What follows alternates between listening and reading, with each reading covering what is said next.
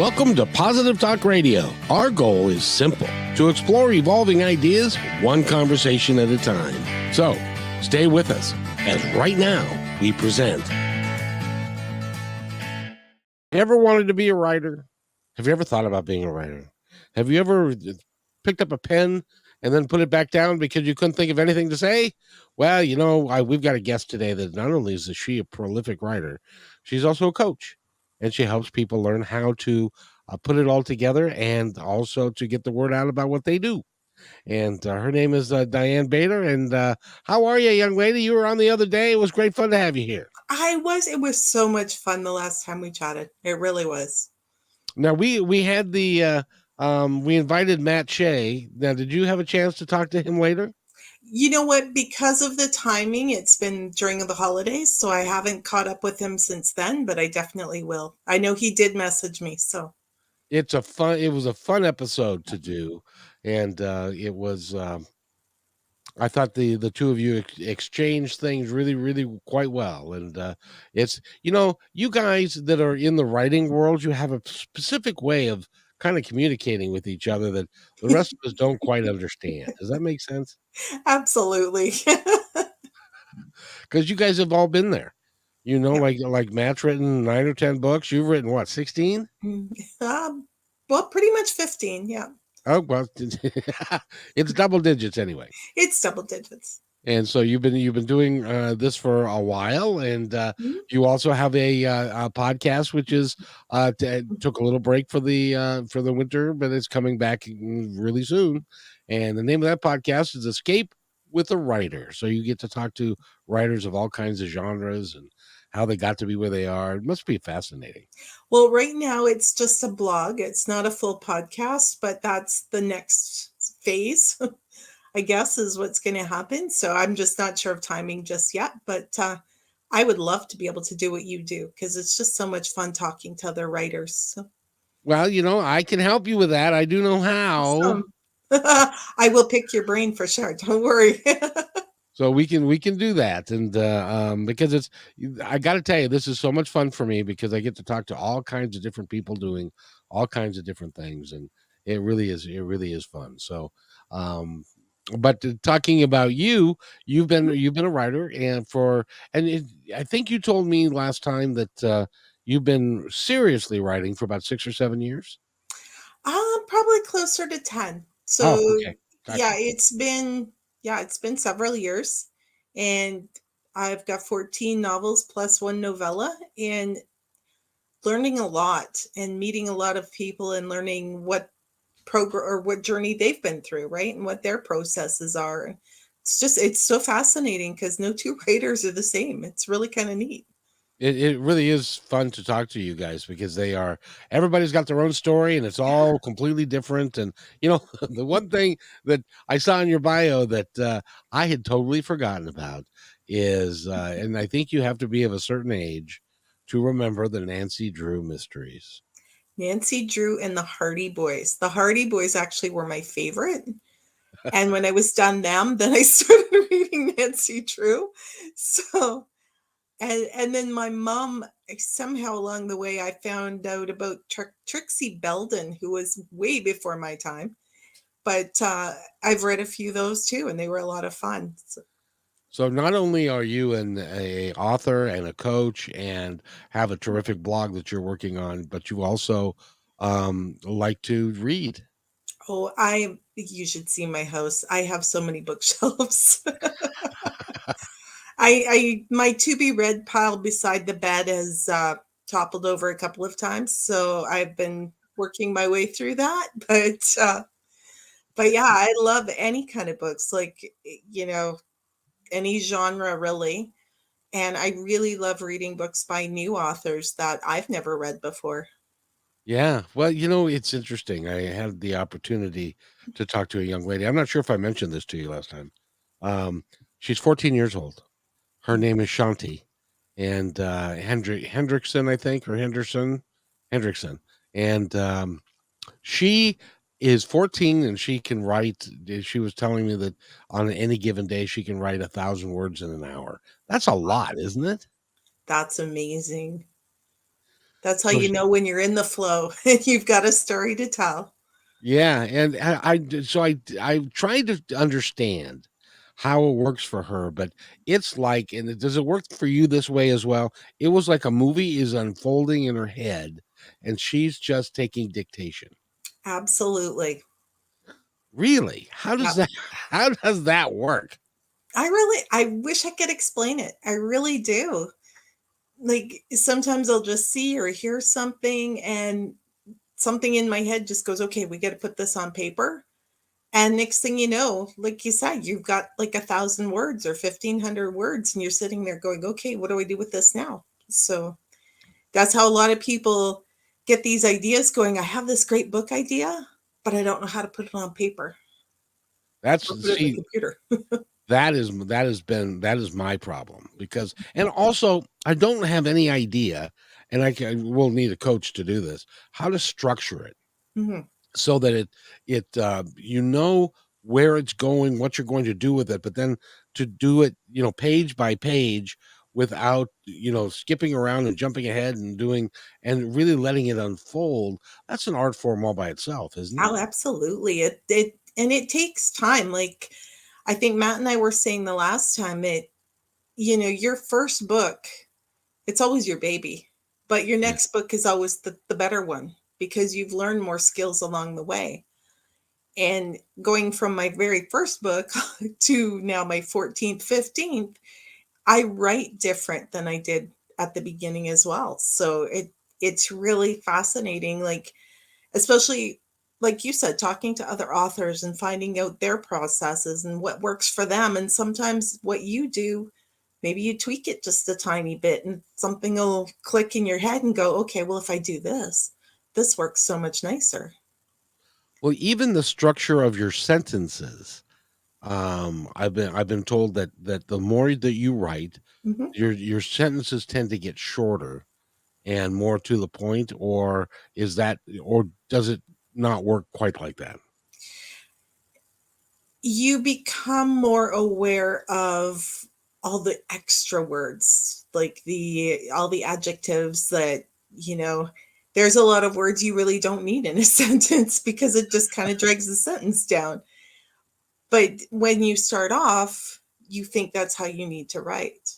And as you learn to tighten your sentences and tighten your skills, that's when the sentences become shorter because you take out all those words that really don't matter. Describe some of those words so Oh that I goodness. know what to avoid. um, something like it's cold out here, he said frostily. um, you don't need that ly word at the end. Your sentence should tell the story. You shouldn't need us to hear that he said that frostily. You know, having that extra word at the end is just an extra word and it really doesn't add to your sentence. So those are kind of examples of things that you can take out that won't affect your story. So you're kind of assuming then that the audience, when they're reading, is actually paying attention, and when he says it's cold outside, that's really all you need to say. Except that's all you need to say. And your reader will already get that before you get to that final word. And actually it can slow down the story of what they want to read, so that because they're at this point you figure that if somebody's reading at any point in your novel, that they are into the story and want to get more to the meat of it rather than the flowery language kind of thing. Absolutely. I know personally for me, the more flowery the language, the less I'm going to read the book. Really? Honestly, I have read some that I just kind of went, you know what? I can't even you have to work to find the story because the words are so flowery. But there are other authors that can use that and make that really work. So you just have to be mindful of how you use those flowery words. Wow. That's it's really is a science. Oh, um it's a it, lot to learn. it's an You can amazing write thing. anybody could write a book, but you need somebody to edit who will help you to get rid of those extra words and to make sure that your book flows like it should flow. So you're not telling the ending part of the book at the beginning of the book, or some writers do. So and they defeat the purpose of the end of the book. well, it's like watching those I'm trying to remember which shows, like a CSI or something, and you watch the mystery, you watch the person be killed. And sometimes you even know who done it. It's just you have to figure out how and why. So you can do a book that way. And you can make it work. But for the most part, people want to know there's, for example, in mystery, there's a mystery and how and why somebody has to solve that mystery. Now, because I know you do a lot of mysteries in your work, and when you're putting together a book like that, you've got an antagonist, you've got either the murderer, or you've got and the different characters that are involved. How do you put them together and mesh them into the story so it makes some kind of sense? I wish I could answer that. Honestly, there's a lot of times that I will have an idea. I will have a couple of characters, and as the story goes along, all of a sudden there'll be a new character comes in, and I don't consciously create them. They just kind of walk on into the set and they're part of the movie, right? So it's really kind of neat. I mean, sometimes, yes, you'll see a person or you'll mesh a couple of people that you know to make a new character. But sometimes it's just the characters will take over and it just drives you crazy some days. But but it does make for a pretty good story when you have this character who, came out of thin air or out of the back of your head or somewhere, and they walk in and they change the story completely. Where do you think all of that comes from? I just like to say I'm lucky and I have these I don't know if it's like a download from the universe or if it's just my brain is like continuously working characters and stories and all kinds of weird things, but I just think it's very cool. And for me, that process goes much better if I'm using plain old pen and paper. Really? Yeah. Can you write what you wrote? Can I That's read my what I problem. wrote? No, I'm sorry, read what you wrote, yeah, 'cause that would be my problem is that I could write it, but I couldn't necessarily read what I wrote. Sometimes I need good light. Just play it around a little bit. Yeah, it depends how fast I write. Sometimes I get on a roll and I write really fast, and then I have to really work at translating. So when you're putting together the characters and do you now I've heard lots of different ways to do it, but do you put together like I've heard one writer was telling me that he takes a character and he'll build the character into a three-dimensional being. He'll come up with a background story and what the character did and how the character grew up and where and and that seems like a hell of a lot of work to me. You get That's what I was thinking. and there are others that don't do that process at all. There are very basically two different types of writers. So you've got plotters and you've got pantsers. So plotters are those people who they go in and they structure their story. They've got chapter 1, this is going to happen. Chapter 2, that's going to happen, and so on until the end. It doesn't mean they can't go in and tweak things later. It just means that they have like a blueprint to follow. Pantsers, we tend to sit down with a pen and a paper and just kind of write down whatever pops into our heads. And sometimes the story will just keep going in this nice little straight line, and then suddenly you'll have a couple of zigs and zags, and then you have to go back later. This is where editing comes in. Is you go back to the beginning and you add in those little things that make the rest of the story work. So sometimes it's a little bit more work that way, but you don't feel as constrained by the ideas as well. Now, in your blog, Escape with a Writer, which is Mhm. soon to be a podcast, and I'm going to help you with that. All right. But because I think you would do a beautiful job. But Thank you. what are some of the most unique things that you've been told by writers about their style or what they do or how they get it done? It's funny. A lot of a lot of the authors that I used to work with, I used to send like interview questions and stuff. And the one part I always found interesting was why people started to write and how they started. Some of them just had a story, like a life story to tell, so they wrote their memoir. Some of them would tell stories to their kids or their grandkids, so they'd be like, "Oh, well, I can do this, put it on paper and make it into a book." And it's just very cool. And we all have those rules that they've always told their writers. Write what you know is a biggie. And I always twist that around because we all know so much, we just don't realize it. You Right. can take anything you can see, touch, taste, smell, you can put it in a book, you can put it in a science fiction book, even though you've never been to space, you know? So just because you don't know what it's actually like in a rocket doesn't mean you can't write about an astronaut. So, but yeah, it's really kind of neat that so many people have their own journeys and their own stories and their own techniques. And even some will sit and write every single day for so many hours a day. And some of us just kind of write when we can because our days are pretty packed. So, it's not unheard of for me to sit down with a napkin or a paper receipt and just write for 5 minutes because that's what I have. That would be amazing to me, that you could then take that piece of paper and put it with the other pieces of paper, have it all work in the same chronological time frame, and you know what where you left off and where you're picking up and all that kind of Yeah, stuff. That would be a challenge. definitely. Now I got a question for you because I've been thinking about writing my story, if you Nice. will. And I have like, so far, I have like 60 different stories. Is that too many? Well, it just depends. If you're are you making like your memoirs, or is it like an anthology kind of thing?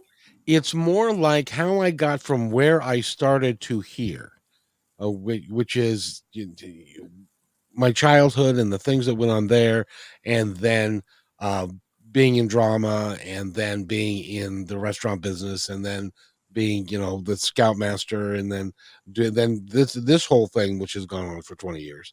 Oh, goodness. And each story has got a reason why it happened, and I'm a big believer in this. Yeah, Is that the sum we are the sum total of our experiences, and the experiences that we have over life form who we are at a basic level.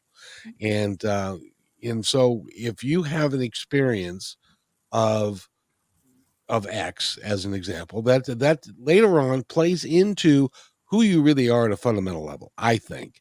What do you think? absolutely. Absolutely. I mean, even as a writer, I can't write what I write if I hadn't lived the life I've lived or had the experiences I've had, which is why every writer's books and writing are so different. Everybody's had different experiences. We're not cookie cutters.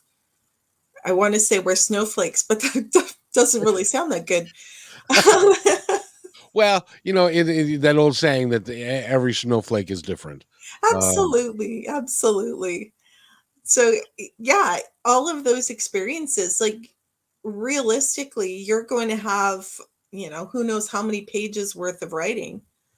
But as you go through it and you organize it and you edit it and just tidy it up and make it more readable, not to say you're a bad writer or anything, but as you go through and you edit and you tighten things up, it's going to become a manageable document. well, one of the things that I like to believe about myself is that I'm a decent storyteller on the radio. That I would believe. And so I would, when I'm toying with the idea of doing taking a voice to text, and doing that, and then sending it to an editor for them to make sense of what I just said. Um, Gotcha. well, as an example, I don't know anybody in the I've ever met who was hung by his brother. Um, when I was 10 years old. And there's a whole story about how, about the Clint Eastwood movie, which was Hang 'em High, that was in the theater and at the time. And my mom and sister went to see The Graduate, but they thought, no, this goes back a ways. So, Yes, the it grad does. the Graduate was too racy, they thought, for us. So they sent us to see Planet of the Apes with Charlton Heston, the original, in the theater. And during that movie was, or no, in the previews was the brand new movie that was just coming out by Clint Eastwood called Hang 'em High. And so we had a great big apricot tree in our backyard. And my brother, at one point, he had taken a rope and he tied it to a limb, and there was a loop on the other end of it with a ladder next to it. And so me, because I was 10, thinking I would pretend that I was in Hang 'em High and that they were, about to hang me and stuff. So I climbed the ladder and put my head through the noose. And then my brother pulled the ladder away. Oh, geez. Why he did that, he never said. He never explained it as to what that was. In as long as he lived, he never explained the whole thing. But the funny part was that I had rope burns from ear to ear.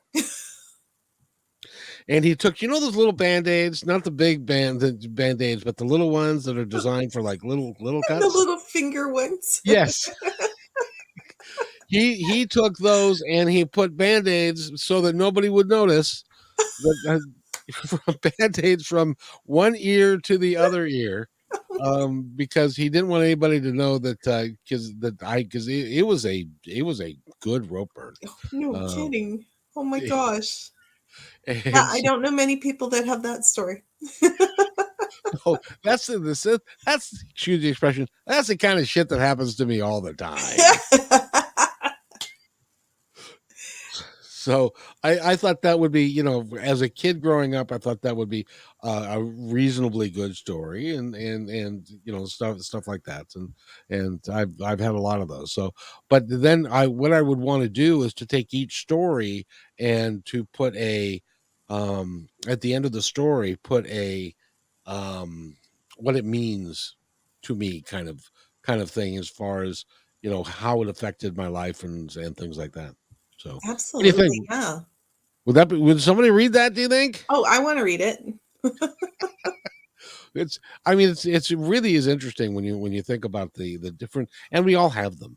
We all experience as we grow up in life, and things change. But I got to ask you, I don't ask a lot of people this, but I'm going to ask you because I think you'd be aware. Was there a point in time in your life when you made a particular decision that changed the course of your life? Probably several. And that's very viable, because what can Yeah, happen is you have a moment in time when you have like two choices. If you make this choice, this is what's going to happen. If you make this choice, this is what's going to happen. And depending upon what you chose, that is the path. It's common, like a tree. It's like the branches of a tree, that yeah, if you make this choice, you're going to go down this part of the tree rather than the other part of the tree. And sometimes they'll bring you back to revisit that choice in a different manner or way. Does that make sense? absolutely. So, More than you know. well, see, now that's rude. So I'm not nuts after all, huh? No, not at all. You're a creative person. You can't be. Well, gee, thanks. Because that's how I felt about, and I've got story after story about um a particular moment in time that I remember where I made a particular decision, Yep, and it changed the course of my life and led me to where I wanted to go. If if that makes sense. absolutely. And that's why, so many books you read kind of convey that same idea, right? Like, in particular, you look at the Hallmark Christmas movies and you get these characters that go, well, I wonder what would have happened if I chose this path instead of this path. And then Santa grants them the wish that they get to see. But, a lot of writers will go back to that point in their own lives and say, well, let me imagine what would happen if I chose this path and create a book or a series based on that. So, Oh, exactly. It's like what is it? Jimmy Stewart, A Wonderful Life. absolutely. That is follows that formula Yeah. virtually. And the other interesting thing that just got me the other day, I went and saw Avatar, the new movie. Oh, how was it? Well, it was good. We saw it in 3D, and there were some 3D effects that were. Oh, I felt really silly wearing the glasses in the theater, but the 3D effect was very nice and stuff. But I was really interested in the story because the story reminded me of bits and pieces of a dozen different stories that I've so it wasn't like new from the standpoint of this is really interesting. I've never heard of this perspective before. It was like, oh yeah, this came from that movie and this came from that movie, and it was like a combination of things that he kind of put all together to make it that movie as it flowed. Does that make sense? Yep. That's kind of what we found with the first movie too. It was one movie and one movie that my kids and I used to watch all the time, and we just sat there and went, that's exactly the same movie we used to watch when they were kids. It was just a grown-up version. Exactly. And because this is James Cameron that we're talking about, Yeah. who's the director and the writer. And the one movie that I thought he did very, very well was Titanic, because that wasn't anything that we had seen before, Yeah. because Jack was not supposed to be there, and that's one of those things in life where had he not won that poker hand sitting on the dock and won those tickets, Yeah. he would have lived a long life. Yep. There you go. That's the choice. Yeah, so that it becomes the great conundrum. Yeah, the conundrum of our lives is that the choices we make profoundly impact what happens to us, and you as a writer get to explore that on paper and pen and paper a lot. Absolutely. And I mean, I had a point in my life where basically I was told to stop writing by someone who was not going to support me in anything, but I decided to keep going. And I remember I was 45 and I told myself if I did not have a book published by the time I was 50, I would quit. And here we are, 14 books later. Yeah, but you're not 50 yet. 12 and a half. That and see that's the other thing that I find very interesting is that for whatever reason, I don't know why this is, but somebody will come up to you, and I suppose they have it in their mind that this is for your benefit, to tell you that you can't do something, Yeah. or that you need to get your head out of the clouds, or whatever it is. I don't know what the motivation there deep down is. Do you have any idea? Well, for me, I was told it was not a career choice. So I know that person in particular, it was all about money. But So but it didn't matter how happy it made me or whatever. It was just, well, you're not making money with it. So what really gets me is that some people, not everybody, but some people think that money is the do all and end all. But I got to tell you, when you get some money, it ceases to matter, yeah, because that's not what makes you happy. And I think a lot of rich people find that out way too late, yeah, because they spend their whole life chasing the almighty dollar bill, and then when they finally catch the dollar bill, and then they look around their life and there's nothing there. yeah. It's a pretty empty place sometimes. And hey, by the way, that would be a really good book. Yeah, I like that. There we Yeah. go. Well, and you know, and then they go through a period of depression, and they don't understand why, because they have achieved everything that they set out to do, but that's not why we're here. Yeah. And so for someone like you that is following your passion and doing and has been successful, you've written a bunch of books, and if you don't have the 60-foot or the 80-foot or the 120-foot yacht to go sailing around the Caribbean in, I don't think that matters to you. I'd be happy with a kayak. But I mean, does it? I mean, at the end of the day, does that make a big deal of difference to you? Because you would No. have stopped probably. No, as long as there's a roof over my head and food on the table, like that's, and I've got my 3 kids that I don't see them as much anymore as I would love to, but I've got people close to me that make my life worth living. So, Exactly. And you know what happens is the people who are doubters, and this is for everybody, by the way, the people that are doubters and naysayers and Diane, you can't do that, and you need to go out and get like a real job, oh yeah, and and become like a, I don't know, a secretary, or to make a living, and but that's not going to, but those people in your life tend to fall away yeah. because you're not vibrating at the same level that they are, because you're vibrating at a higher level, because you want to do something in life that maybe you hell, you're only here for 75, 80, 80, 90. Oh, here I am getting on my soapbox. Anyway, you're There not you here go. for that long, you No.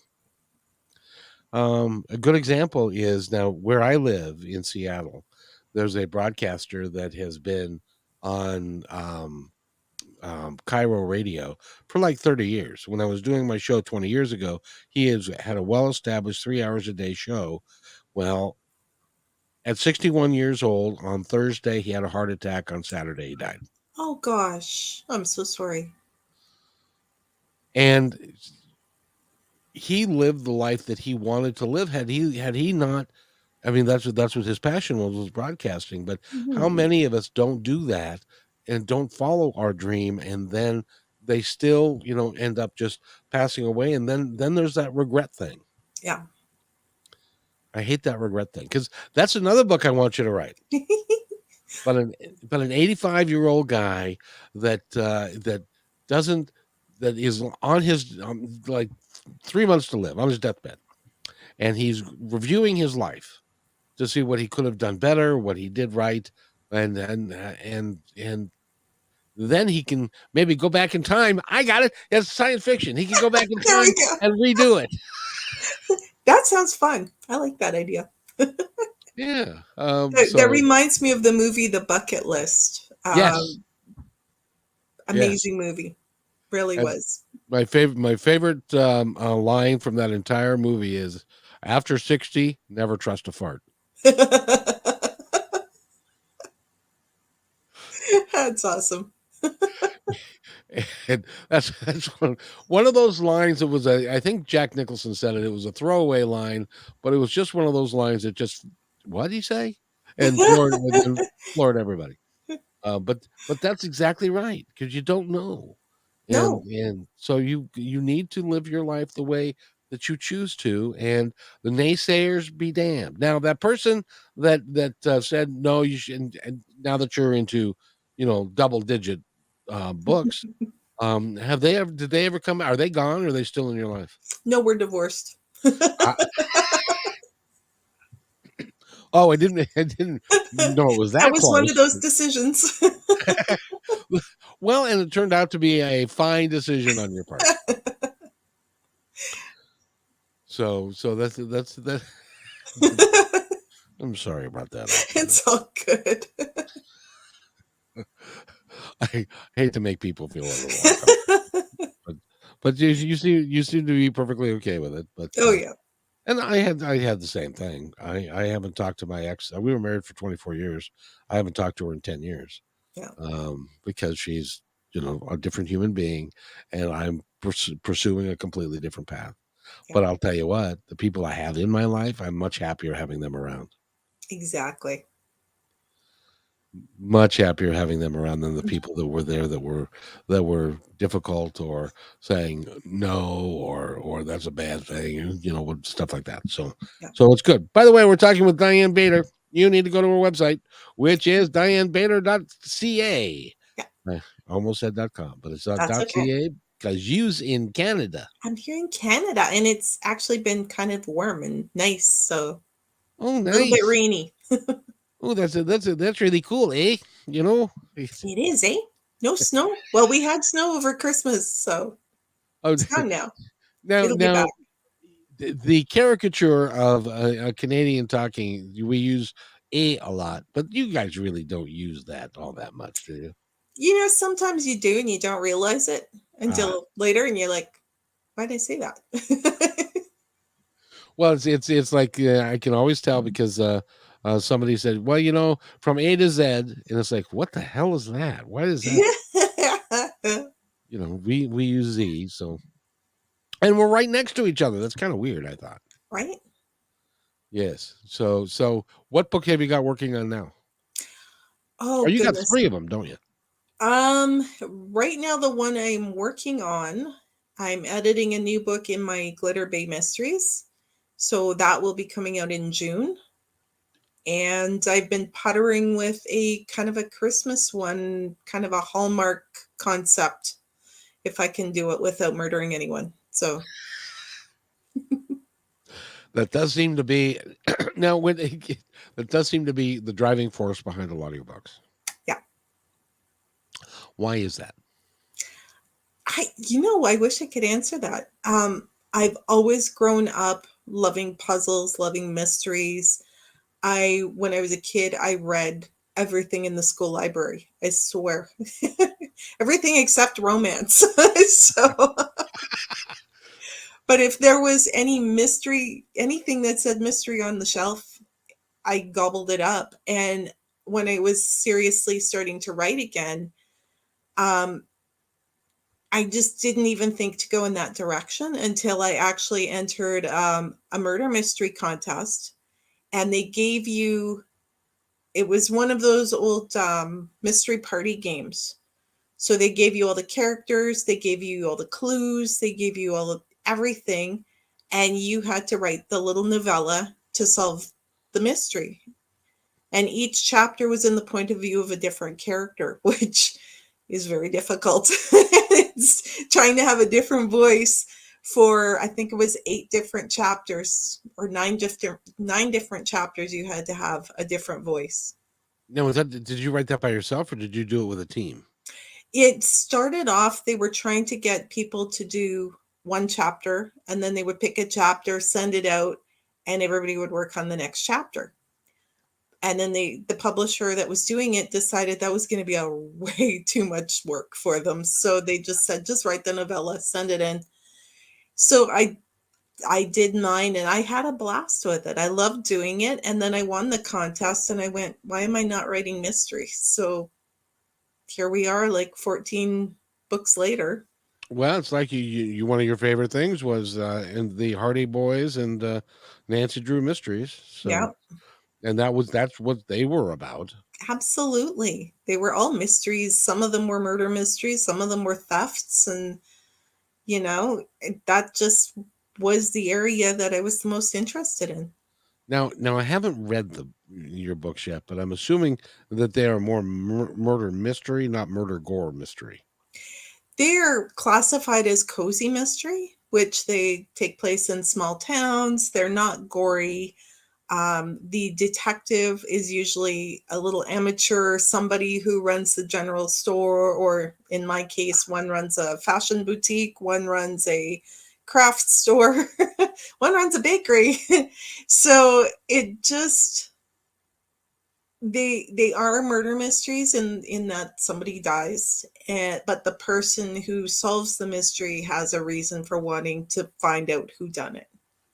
It's interesting because when you're talking about murder mysteries and solving things like that, there's a reason why CSI is like they've Oh, got they've got how many, I don't know how many offshoots they have now, but they have like New York and they have Las Vegas and they've got just a bunch of them because Yeah, I same with guess NCIS. yeah, I guess it's really is a I for me it's a little, on the grotesque side when they start talking about, stuff like that. But All the lab stuff and all the yeah. yes, well, I'm just really not interested in any of that and stuff because it's and that's another story I have to write is that I witnessed a suicide, and when I witnessed a suicide, I I I, I failed to think about that person that was lying there in front of me while I was waiting for the medics to arrive and stuff, but nope, not for me, I'm afraid. That's Yeah, so, but at the same time, it's a huge genre. it is. Absolutely. I mean, I and think there are that's why I don't write the gore and stuff as well, because my background, there was a lot of gore. I grew up with hunters and all of that stuff. So for me, that stuff was all kind of, you know, for me, it was normalized. But for other people reading about that stuff, they'd be like, no, you don't want to know. so there were days when you would go into the garage and there would be a deer hanging there. Oh, yeah. That was kind of normal. Yeah. Like our neighbor did that when I was 5. Haven't forgot it. Yeah. And he would hang it there to bleed it out, and then he would skin it and all that kind Yeah. of stuff. And it was like, yeah, I don't think so. Yeah. It's a whole different way of growing up where I was. So definitely. Well, when you think about it, in the olden days, that's what they did. I mean, if you were in And India, still, even parts of North America, that's still part of life. yeah, yeah. Well, when you have to depend upon wildlife for your survival, Yep.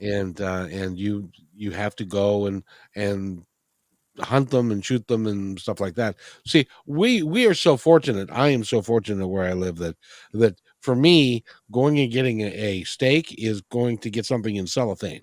Yeah, right. I Yeah, don't have to make the connection it's not a lot of work. It's all good. well, and I was in the restaurant business for a long time in restaurant sales and stuff, and so I asked my son what part of the cow the steak he bought was from, and he said, "What do you mean?" And it's like, no, they're different cuts of meat for different parts of the cow and all that kind of stuff. And he's like, "Oh, that's kind of gross, don't you think?" Yep. But I was also a chicken salesman, so I watched a bunch of chickens get murdered. Yep. Did that So, too. oh, did you grow up with chickens when you were young? My aunt and uncle's farm, they did. So every now and then there'd be a big party to get rid of a bunch of chickens. So yeah. And the truth of the matter is, they do run around without their heads Yes, they sometimes. do. So, there are people think that that's just a saying. Some, but nope, nope, nope. That's real. No, no, it's not. And now, did you have to then pluck the chickens and then put it in a pot and I boil it? doubt at that time I was young enough I could get away with not doing any of that. But we definitely, because we were kids, we watched a lot of it. Oh, oh We yeah. try a little bit and then it's like, no, we're good now. We're gonna go play. The So one thing that I've never understood is when somebody will, like, as an example, they'll have a cow that they raise from a calf, yeah, and they'll name it. yeah. And I had a guy tell me, I said, "You named the cow that you slaughtered?" And he said, "Yep, Bob is in the freezer now." Yeah, So, we had pigs. oh yeah. We named them, but yeah, we didn't miss them later. So it was all good. Now, did you have the big pigs? That One of them was pretty big. Oh my gosh. Um, I was probably about 5. My brother would have been about 3, and we had this pig. She was probably a good 4 or 5 feet long, oh wow. and she jumped the fence on her cage, on her pen, and got out. Of course, she was like 3 times bigger than both of us. We ran, ran to the house. Mom, mom, mom. Rosie got out. So my mom's like, okay, go to the shed, get some chop. I'll go get her back in her pen. And we're like under the bed. So yeah, we weren't much help, but So, those are the interesting stories of life that we tend to forget, and but they're fun to talk about, especially now when people are going. What do you mean? You're talking about killing things oh, and stuff, and all I've got is this little computer in my hand. right? Yeah. Yeah. So it's a pleasure talking to you. By the way, I'm having a really good time. Oh, me too. I always have fun chatting with you. This is awesome. Well, I'm so glad. Will you come back and we do it again? Absolutely. I may hoodwink Matt to come on in because I thought that was a really good That would be a episode. lot of fun. Yeah. And you're very gifted at what you do. And Oh, by the thank way, you. so let's if somebody wants to, if somebody needs, and quite frankly, if you are of any age and you haven't started writing, you don't write naturally, you need a coach. Quite frankly, Yeah. and so if you want to talk to somebody that can help you, that would be Diane. Diane, they can reach you at dianebator.ca, Yep. and then you can set up a schedule and work with them, right? Absolutely. Where we can, I have somebody I have put off for the last week, but I've got a couple of chapters to read for him. So, and that's what I'll do is I'll read a couple of your chapters and see where you're going and what you're doing, and then we can do a Zoom chat and just figure out what it is you want to do. You never tell anybody. I would hope that. Well, I don't know. Let me ask you. Have you ever said, I think maybe you should go do something else because writing is not your forte? You know what? I to date, no, Oh, no. good. You haven't read my stuff then. I mean, I've had a couple of people that their stuff. I've told them that they need to do more reading and then go back to their book and kind of compare because basically their book was like a description of what they want to write, but not actually what they're writing. Oh, If that yeah. makes sense. Is and one person I actually told him his read more like a textbook, so he needed to kind of dial it in. But those were the two that really stand out that I was like, you need to do a little more reading. And if you want to write, reading books similar to what you want to write is a really great idea. Just because you get a feel for language, you get a feel for flow, you get a feel for what should and shouldn't be in the book. I mean, I'm the first one to always say, write the book you want to read. Yep. Makes sense. But if you're reading other books, you can see where their strengths are, where their weaknesses are, and what you would like to have in your own book.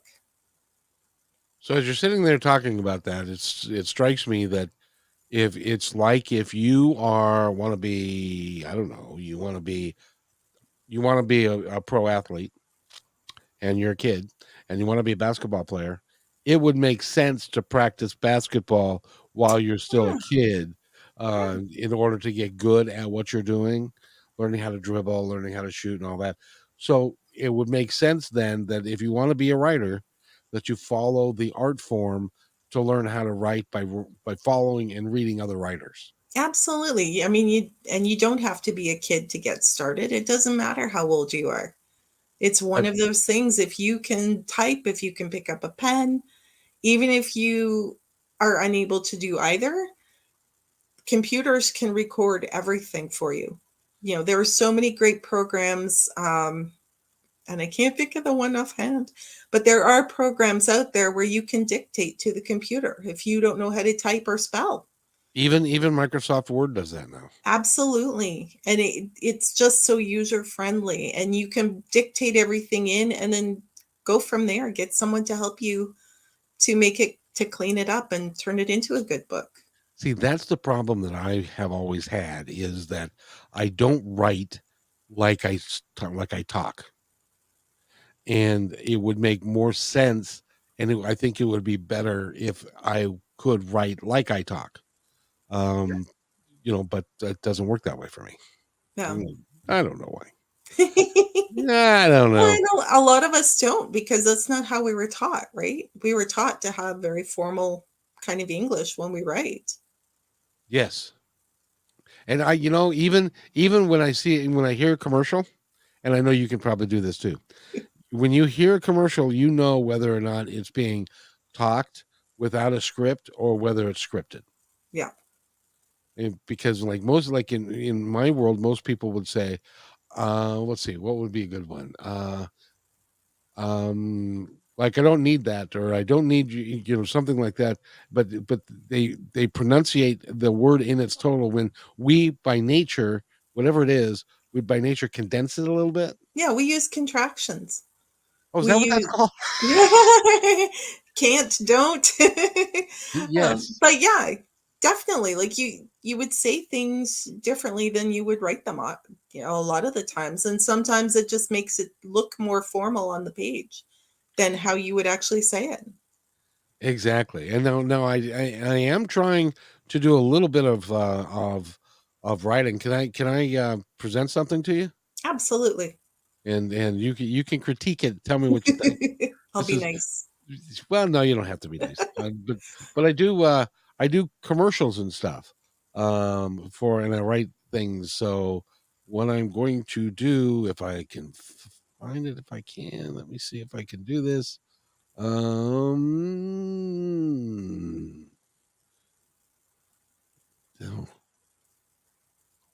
where the hell I go? Oh, never mind. I should have set it up ahead of time. But That's next time we'll do that, and I'll set it sounds up good. ahead of time and stuff. So, is there anything else before we run away? I'm gonna have to leave here in a minute. But is there anything that you would like to tell our audience about anything that you would like? You knew I was going to ask this because I did it last time. Anything that you would like for them to know? Yeah, buy my books. Yeah, That's the condensed version. absolutely. No, honestly, if you're seriously interested in writing a book, um, I'm always available. Just, send me a message, say, hey, can you give me some suggestions or some feedback or whatever the case. One of the other things that book coaches are set up to do is to help you find a publisher or to even help you through the whole self publishing realm, which I have not done yet, but that's in the books. So, Boy, I tell you what, that is a minefield all by itself. Is finding the right editor. Once you've written the thing and you think that it's gone with the wind, and you think it's perfect, finding the right editor to rip it apart and rebuild it for you, and then a publisher that wants to take it on without. And there's a whole thing about publishers you have to be aware of as well. Because sometimes they'll say, "Well, we'll give you an advance." If they give you an advance, correct me if I'm wrong, but in the music industry, if they give you an advance and they don't recover that in the sales of the book, it comes out of the advance. And if the advance is gone, then you owe them. yeah, Is that how it works? that's how it works. Yeah. Oh, that's I can't say I've ever had an advance, which is probably good, but I have a really great publisher that I've worked with for quite a few years now, and I'm just perfectly happy with that arrangement. But who knows? One day I'll try sending something off to a different publisher and see what happens. Nah, I think if you're happy with the person you Yeah, got, because the one you know is much better than the one you don't know. Off top. absolutely. That's so. Diane Bator has been our guest, and I want to thank you again. And whenever you decide that you want to do a podcast, then you and I'll chat. Absolutely. I've got your email address. We'll talk. Yes, we will, and I'll help you. Awesome. It would be because I think that it would be a lot of fun for you to do. I think it would be a blast. So, Diane, go. By the way, again, last time, go to your website again. I had it. Go to dianebator.ca. You got it. And thank you so much for being here. It's Thank been you, such a Kevin. pleasure. It's So, always so much fun chatting with you. oh, good. I'm glad we got together again. And next Me time, too. I'm going to hoodwink Matt, and we'll get together and do it again. That sounds terrific. We will have So, to do that for sure. yes, ma'am. Wait right there, and I will be right back. Awesome. Hey, thanks for enjoying this episode all the way to the end. Please give us a like and subscribe to this channel. This has been a production of PositiveTalkRadio.net. Please visit our website, oddly named PositiveTalkRadio.net, for more details about us and our mission, which is to provide great positive programming designed to inspire us all. I'm Kevin McDonald, and I'm proud of these shows, and I truly hope that you'll like them and share them with friends and family. So on behalf of our entire team, remember,